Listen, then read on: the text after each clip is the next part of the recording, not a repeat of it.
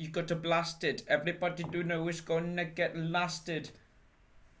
That's one of my favourite songs that you've sung for me. Oh, is it? Yes.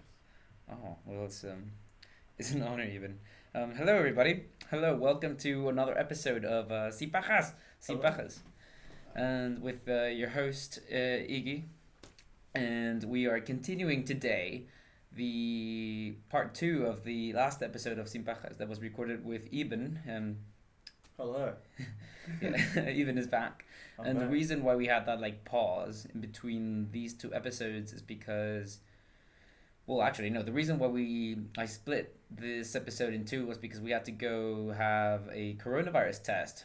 When we had not previously planned to have one ourselves, Eben and I, because Spark, our flatmate, was the one who had arranged a meeting to be tested. So then we just spontaneously decided, like, oh yeah, why not? Yeah, it was a fun trip out with the boys. Yeah. And the good news is we don't have coronavirus, so it's a win-win situation. Super win-win situation. And it was like, what, 10, 15 minutes? Yeah, I was very impressed by the staff. Yeah, everyone Very easy. everyone knew what they were doing. They explained everything very clearly. Yeah. We did the swab ourselves. Yeah, it felt uncomfortable, but you know, Yeah, just gotta man up and do it. exactly. And Yeah. so taking off from where we left it the last time. Oh wait, another bit of more context. The reason why we also have this weird pause, like in conversation wise too, between the last episode and this one is because Eben just moved out of the flat. Yeah. Yesterday was it? Yeah, it's very sad. Thanks for reminding me. Oh no. Well, we already missed in the house, and yeah. So that's why we're like also kind of like, oh, good to see you again after a day. Yeah, it's only been a day. Yeah, Feels like a lifetime. it does. Yeah, 24 hours. But yeah, so the last time carrying on from our last conversation, we were talking about art and your masterclass that you gave me about, well, just masterclass on oil and canvas. And yeah, So do you want to talk a bit about your art yes. experience and like Yes, for sure. adventure? Yeah, so at the start of the lockdown, I was a bit lost. There's all the influencers and YouTubers and people on TikTok, they all kind of give off this vibe. You have to be perfect and be doing loads of things, learning loads of different creative things, learning languages. But there's just so much choice and so much I could do with all this newfound free time. And one day I was at my grandma's house and I found all my grandpa's old art equipment, oil paints, acrylic paints, whatever. And I thought, yeah, this is a good chance to actually use these tools and try and learn something new. So, yeah, I started oil painting, and at first I had no idea what I was doing. And oil painting, I came to find out, it can have a lot of toxic chemicals in them, and in the chemicals you use to mix the paints and clean the brushes, some can be highly toxic. And I didn't realize that at first. So And you were washing them down our sink. yeah, and I was washing some down the sink, which was really dumb looking back on that. Nah, but like I'm sure we'll be fine. I'll grow a third arm and I'll call you with it. Yeah. Also, there's a thing called turpentine you use to wash the brushes with. Yeah. And if you don't leave the room ventilated, all the windows open, it can really make you feel a bit drowsy and a bit. Did you ever get a bit strange. drowsy? Yeah, of course. Especially if you wash them right by your face and you breathe it in. Mm-hmm. Yeah, it's not good for your brain, really. Right. So I learned not to do that. And it's just a big learning process. Yeah, definitely. And it's obviously, with any skill, it takes a long time to progress. But having all this free time in lockdown, kind of doing it every day, I feel like I've progressed quite quick, which is nice. Yeah, when we were doing it, when we were painting outside, and after you had like explained like the basic, like the principles of painting, the like cover my bases and about mixing the different colors and with the oil. After that, like when I was like drawing just the head of this portrait I was making, there's just like this time in which, have you heard about the flow state? No, what's that? I don't know. I'm gonna butcher the explanation of it, but it's kind of like when you're so into your work, so into your job, or whatever task, you're so focused in it that you're so present in what you're doing that you just kind of naturally flow into it, and then you're actually excelling in what you're doing and you're enjoying it at the same time. Yeah. At least that's the way I can put it into my own words, what the flow state is. And then when we were doing our little painting session, there was one moment and it was like I was so with my painting and like so into the brush and like so into mixing the colors that it was kind of like very meditative in a sense. Yes, exactly. That's another reason I continued doing it for so long over the last 4 months. I find that when you're creating this piece, you kind of just lose all track of what's going on, and yeah, it's like a meditative state almost. You kind of just you're just focusing on this one thing, and everything else is just all your problems have gone away. And you mentioned so during your progress from the start of lockdown, when you said you were feeling a bit kind of like uneasy or lost, which I think every single human on this planet has been through a similar experience this year. Yes, yeah. Or at least a bit of a disturbing phase in their lives. Do you see like a difference between when you started it and now, like in either in sense of technically and also mental health wise and just life wise? Definitely. I think at the start of lockdown, the style of art I was going for was just to buy the really cheap equipment, cheap paints, and just kind of throw it on and just be really loose with the artwork. But then, kind of that was okay. That was kind of therapeutic in itself. But then, spending the time to learn about all this different techniques and everything, putting the hours on YouTube, like looking up how to do stuff, that in itself kind of took my mind away from all the stress and stuff. And yeah, investing time into that was good therapy in itself as well. And then obviously, improving and focusing on it a lot more. Having something to work towards is nice. Yeah, definitely. And so yeah, I recommend starting it. And Eben's got his the art Instagram page. Yeah. In which people can follow it. What's the name of it? It's Eben Creates. Maybe you can put it on the screen or something. Oh yeah, okay. Right, I'll put it on the screen or something like Eben Creates. Yes, yeah, Eben Creates. No, it's Eben's Art. I think it's Eben's Art, yeah. And the Instagram one, yeah. Instagram. Yeah. Yeah, Spark tried to make me do a TikTok account, and that's Eben's Create. Oh, okay. But I haven't done anything on that. Right, okay. So yeah, it's Eben's Art. Oh, Eben's Art is the Instagram account, and Eben Creates is the TikTok account. Yeah, that's right. Yeah, TikTok, man. I'm probably not going to do any TikToks. No? Why not? It's, I don't know. It's too fast paced for me. You have to capture someone in a very small amount of time. And I don't think art's about that. Especially oil painting, that's a very long process. Yeah. Okay. Maybe it can be like, I don't know, saying something quirky to the video or to the TikTok and thing whilst painting. Yeah. Etc. Yeah, TikTok is a platform I do not understand. Well, it's not that I don't understand it, I just don't use it.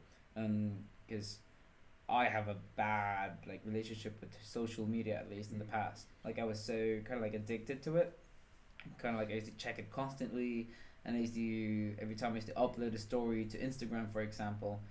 Oh, back in the day, I used to just check constantly the amount of people that viewed it, because I was trying to become like this some sort of influencer or something like that. I don't know. And I knew that the algorithm helps your page if you're uploading daily.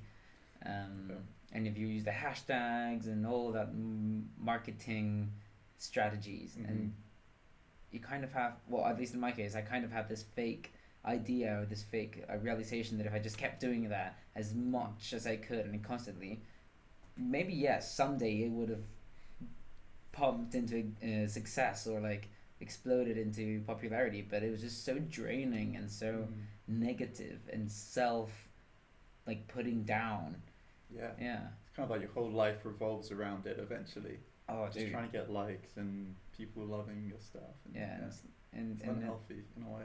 Yeah, and then once I've had, after this like super big time of just avoiding it and not using it and like noticing the crave and attempting to fill that crave and that time with something more productive and useful and actually more engaging and creative. Now that I'm kind of like going back into it, like just limiting myself to I haven't set like a specific time limit for it yet, but like just like an approximate 20-30 minutes a day tops. Yeah. And I don't know, man. There's so many theories that kind of like come to your head because I've also got more time to just think and just to be instead of just being connected to my phone 24/7. Therefore, you can kind of start grabbing ideas and different like thoughts that come into your head based on things you see on social media, and then connect little theories of why people do certain stuff or the amount of time people spend on social media. Yeah, it's a weird rant that I'm going into, but no, I do find sometimes the only kind of benefit I see to TikTok, you kind of do get inspired by videos. right. You have to scroll through so many, like 20 minutes of TikTok videos to see one that actually inspires you. Oh yeah. It's like it's a very big time investment, but there's like a tiny payoff that you might be inspired somehow, you know. Or if see if someone's inspiration art is what you're looking for. yeah. Yeah. But other than that, I don't know. It's a bit. Well, I don't know. It's a bit. It's used a lot by kids and well, not kids, like just 18-year-olds and 19-year-olds. Well, not they're not kids anymore. They're just adults. But I mean, we're all kind of kids in a way. Like us, for example, our brains aren't even fully developed until we're near the age of 30, possibly. So our brains are still kind of mush. Imagine what an 18, 19-year-old's brain is like. Yeah, that's true. That's true. Oh, yeah. your portrait. So Yeah. Eben made a portrait of me. Yeah, this is it. And he's got it here with us. If you're listening to the audio version, just go on YouTube and I'll also put like a layover on. Yeah, I don't know if you can see it very well, but yeah, this is Ignacio. Yeah. And I've done some little paintings around the side. Maybe some I little can. faces and stuff. I'll show it to the camera. Yeah, just tried out doing a portrait. I do think it's worth trying out art in any format, you know. Not just painting, drawing, graphic art, anything. I think I was listening to like a Joe Rogan podcast, Yeah. and he said like if you've lost all hope in anything, you're really depressed, you're really down, you've got no purpose in your life, just try out a new skill and try and get really, really good at it. And that kind of gives you something to work towards at least. Yeah. I think that is kind of why I did start doing art in a way, just to have some kind of focus during this really, really strange time. Mhm. Yeah, I think it's a positive output, and then I think you chose a very good one. Like you're talented, dude. Like that. I mean, Well, yeah, especially on my Instagram account, it took me at least 4 or 5 months to actually upload anything because I don't want to. I've done a lot of artwork over this whole period of time, and a lot of it is just kind of I don't deem it's very good. So the pieces I put out are kind of pieces that I like and just want to share with people. yeah. And they sometimes have a bit of a backstory, which I try and explain on my Instagram thing. So, yeah. Well, they're good, and I think you're a really good artist, and you should definitely keep practicing this skill, because I'm not the only one who says it. Like, there's other people who've also complimented it and said like, "Oh, dude, that's so trippy. It's such a good picture." Although the beard is very, very complimentary. No, what's the word? Yeah, I guess. Complimenting? No. Just good. It's a very, very sexy beard. That's very more sexy than the one I've got. Yeah, maybe it's you in like 10, 20 years, you know. Maybe, yeah. Yeah. Okay, no, but I appreciate it nonetheless. It's really cool, and definitely it's something I think you should pursue more. Yeah, thanks, dude. And make something out of it. Yeah. And also, the other day, I like to do art with my friends as well. I did a session with you, with one of my friend Jake as well. And I think, it's a very just relaxing thing to do with your friends. And also like learning something new and creating something. Yeah, you were learning them. The other day I came home and Eben was using this like pad, this electrical kind of like digital pad to draw on the computer. Yeah. Yeah, I've started trying to do a thing. It's called like art swapping or art sharing. And some of my different friends do different forms of artwork. Like my friend Jake, he does a lot of art on his graphic tablets, kind of like fantasy backgrounds and styles Whoa. and animals and stuff. And I was really interested in it. I just wanted to try it out, and it is a lot more complicated than I thought it would be, because the pen kind of, you can't really put it on the pad if you want to move the mouse around. Uh-huh. So you have to leave like a tiny like millimeter gap to like scroll around the page, and that is really hard to pick up, I think. But it's such a versatile tool. I like to do some more with that. And also I have a friend called Phil Root who does like pottery. Yeah. So I'm gonna try and arrange a meet up with him and try and do like a little skill swap kind of thing. Oh, pottery. That's cool. Yeah, because there's so many forms of art, and There's who does loads of pottery lately? It's Seth Rogen. really, Yeah, Seth Rogen. I think Seth Rogen does a lot of pottery. He does loads of ashtrays, or he used to do loads of ashtrays, and now he's like into actual pot making Wow, for cool. like plants. That's so cool. Yeah, at least that's the last thing I saw on his Instagram. Maybe like a pottery bong or something. Yeah, maybe. Probably. Yeah, probably. That's how he laughs. That's Something like that. really good. But yeah. Should we end on that note? Yes, yeah. Cool. Yeah, get creative. Get creative. Eben, it's been an honor and a pleasure living with you, and getting to know you better. Thank you for the portrait. It's really cool. Thanks for having me on your podcast. I feel very honoured. No, you're a really kind human being, and you're really cool, man. Wow, thank you. That means a lot. No, Thanks. see you the next time. All right.